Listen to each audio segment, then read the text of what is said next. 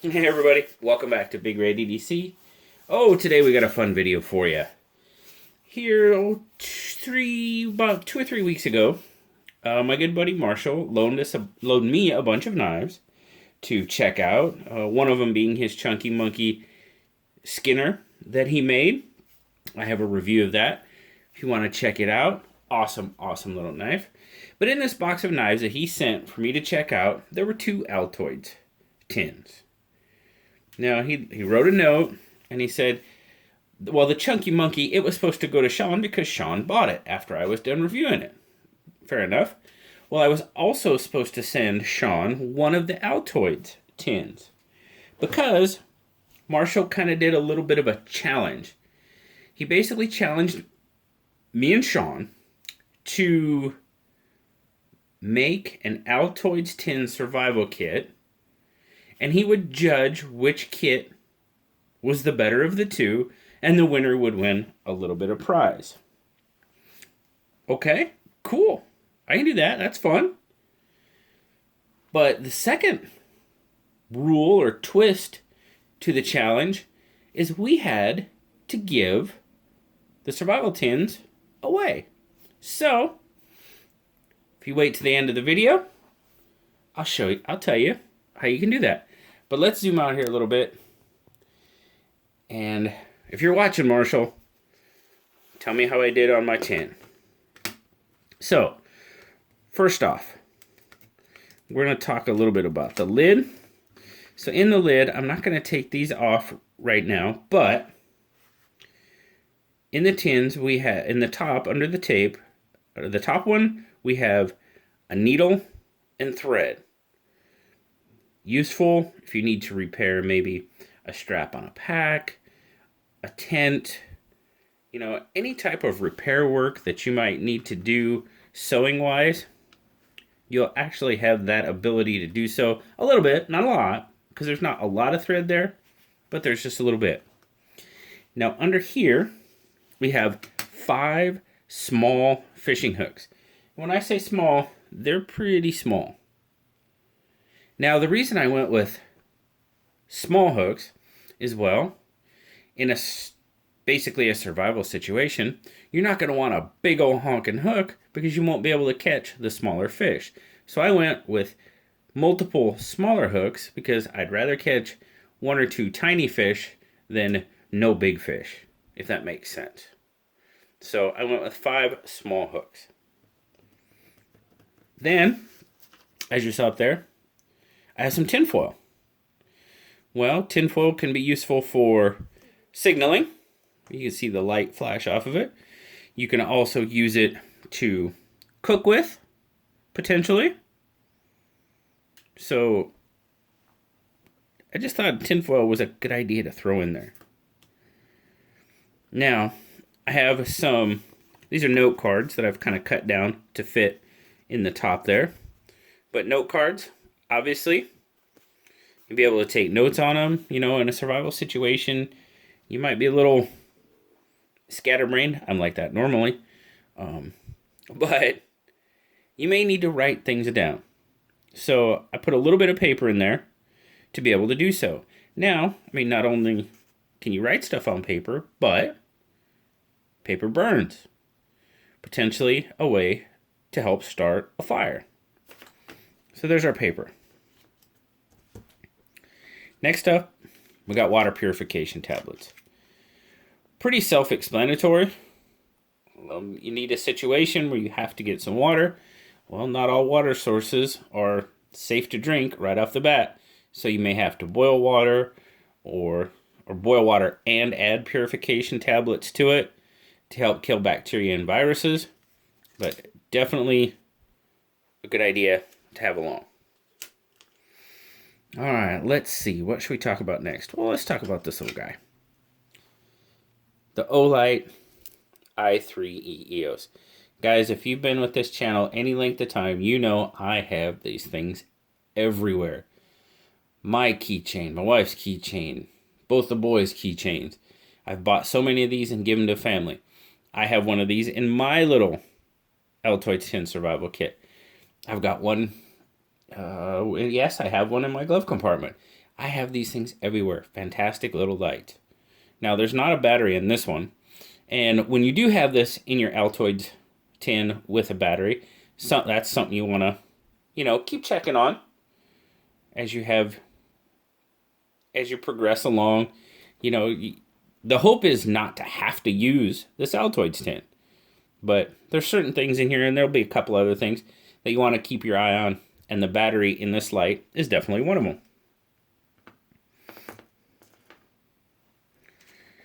Next off, well, let's do this. We talked about the paper. Let's talk about the pencil. Yep, there's a pencil in there. Pencil, again, multi-purpose object. Not only can you write stuff on the paper, but this could potentially be a source of a fire starter. And I'll show you why just here in a minute. But then you notice on the pencil, I've got a roll of dental floss. You know those little plastic containers? I'll zoom out here a little bit more. The little plastic containers of dental floss. I just pull the center out with the floss on it, put it around the pencil, and the floss, it provides you potentially, ways to bind things, tie things, make a frog gag, spear, something like that. Emergency thread with a sewing needle, emergency fishing line with the fish hooks. So I don't know. I thought that was a kind of a handy idea to have in there. Now, I did say fire starter potential because I threw one of these in there. Yep, good old-fashioned little pencil sharpener. Good way to make tinder to catch a spark for fire. Like I said, you could use the shavings off your pencil, or you could just find a stick, put your stick in there, get you some shavings going. That'll make it lighter, have a better ability to catch a spark or something like that. I saw one of these in an Altoids tin that someone had made, and I thought, that's a pretty darn good idea. So I went with it.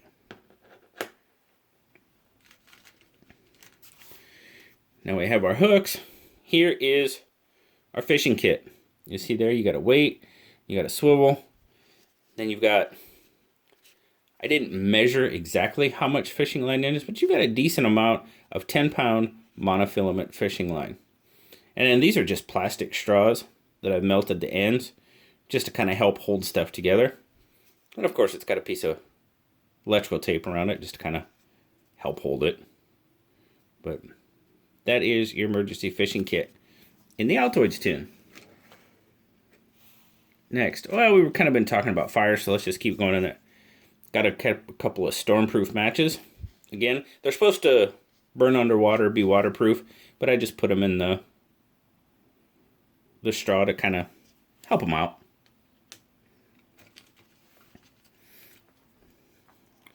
Now these are some of the best fire starters, and they're very inexpensive, and you can make them yourself. That is cotton ball and petroleum jelly. Again, tucked in the straw just to kind of keep the mess down. You don't want petroleum jelly all over your survival tin. That'd be kind of nasty. But easy to make. And you get a bag of cotton balls and a little jar of petroleum jelly and some straws, and you can make tons of these things for little to no money. And they take a spark really well. So really good fire starters if you don't drop them. And there again, you don't have to use it all. You could use like half of it. So really this could potentially be 4 or 5 different fire starters. So something pretty handy in my opinion. Well, we're on fire, so let's just keep talking about it. There you go, it's tiny, but it's a small ferro rod and striker. Again, you notice I kind of went heavy on the fire on this one. Well, fire's pretty important. Not only will it give you light, but it'll keep you warm, and it'll also give you ability to potentially boil water and have water to be able to drink. fire in conjunction with your water tablets. To me, fire is probably one of the most important things in an SHTF situation. So that's kind of where I went that route. So that pretty much takes care of our fire. Let's do first aid. Got a few different band-aids, sizes, shapes. Just a little bit of a, it's pretty much ouchie boo-boo. It's nothing serious, but band-aids never hurt. And then I also put in some triple antibiotic ointment, because in an SHTF situation, the smallest cut could potentially become serious if it gets infected. So a little bit of first aid in there as well. Then I put in one of these razor knives. Just a little secondary blade.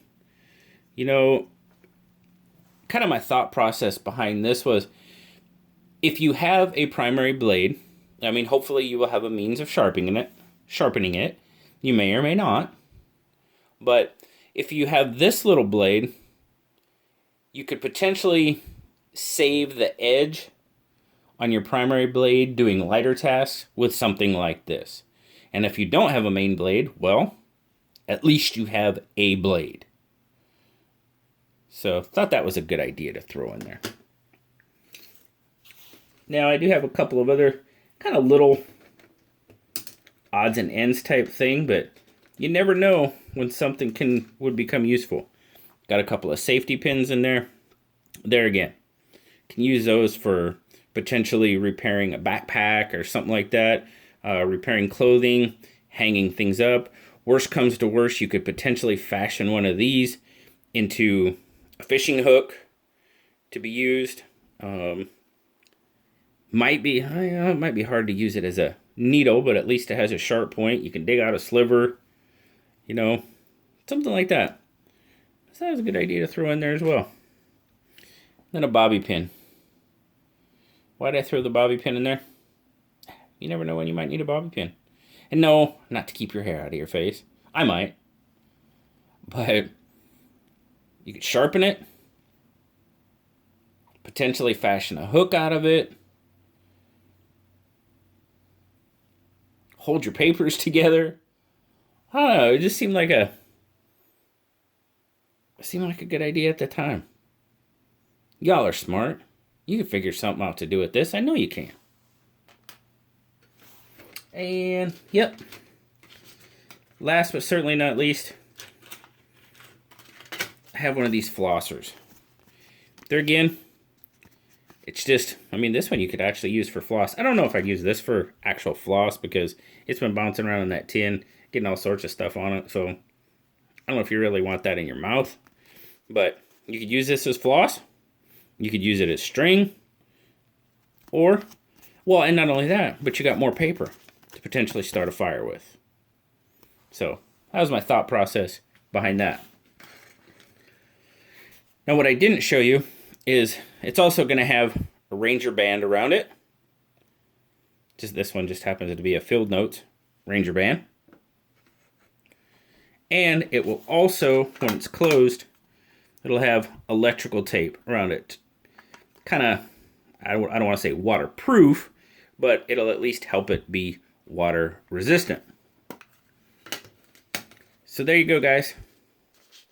That is my Altoids tin survival kit. What do you think, Marshall? Is it enough? Do I have enough? As long as I have more than Sean, that's good. No, I'm kidding. I'm not, but I am.